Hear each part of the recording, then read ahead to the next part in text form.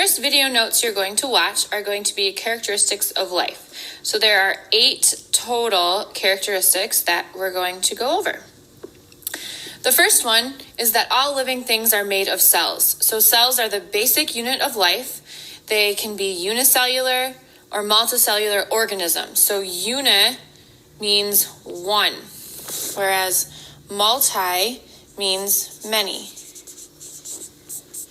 Okay, we'll go over this much more once we start getting into cells, but for now, just know the difference between unicellular and multicellular.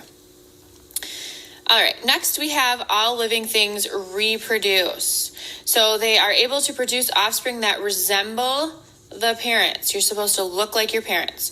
And there's 2 types. So we have asexual reproduction and sexual reproduction. So asexual means 1, sexual means 2. The third thing is that all living things are based on a genetic code, aka DNA. So the inheritance of traits is carried on the DNA. That's why you look like your parents or you look like other relatives, because on your DNA are the different traits that you got from them. The fourth thing is that all living things grow and develop. So grow, hopefully you know this, means you increase in size and shape. Development is maturing over time. And then a lifespan. So all living things are going to be born or start growing in the case of a seed down here, and then live and then die at the end. So we have our seed germinating here as we go across, and we also have this showing a human, so as we get older. The fifth thing is that all living things use and need energy. So not only do we use it, we need it to live. So energy comes from food and is used to maintain the body. But as we see here, and here, there's multiple ways of getting food. So an autotroph makes their own food. So auto means self. So think about an autobiography is a book about yourself. So those are going to make their own food, aka plants. A heterotroph is going to eat their food to get energy. So these are animals. And this is whether they eat plants or other animals or a combination. So a decomposer is going to break down dead material for food. So things like fungi, they're decomposers. They break down other things and use them for food. The sixth thing is that all living things respond to stimuli. So a reaction to it is your response. So for example, when you get up for school in the morning, when you hear your alarm, you wake up. Or if you shut your finger in a door, it hurts. Or in the case of this picture here, if you touch a hot handle on a pan, your hand's going to hurt because it's hot. So we all respond to a stimuli. The seventh thing is that all living things maintain homeostasis. So homeostasis just means keeping a constant internal balance. So think about it.